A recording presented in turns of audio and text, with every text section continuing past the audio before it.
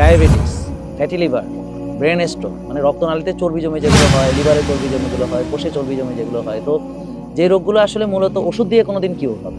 আসসালামু আলাইকুম। আসলে কি ডক্টর জাহাঙ্গীর কবির তিনি কি বড় লোকের ডাক্তার?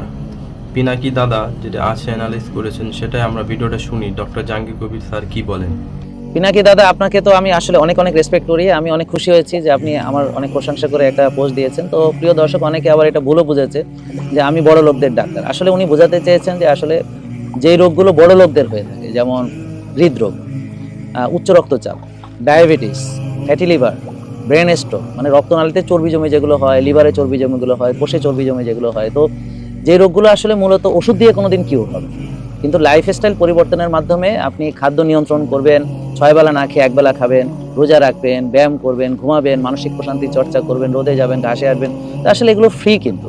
তো এরা অলসতা করে বলে, বিলাসিতা করে বলে, অতিরিক্ত খাদ্য গ্রহণ করে বলে, রাত জাগে বলে, টেনশন স্ট্রেস করে বলে তাদের এগুলো হচ্ছে।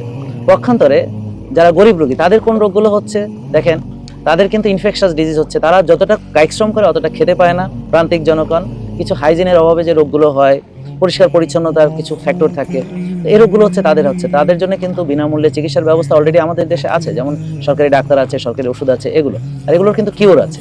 আমি আসলে মূলত এমন রোগ নিয়ে কাজ করছি যেগুলো ডাক্তাররা রোগ হিসেবে পুষে রাখছে। এগুলো বড় লোকদেরই আসলে হচ্ছে, কারণ তাদের এরকম বিলাসিতা করার সুযোগ আছে।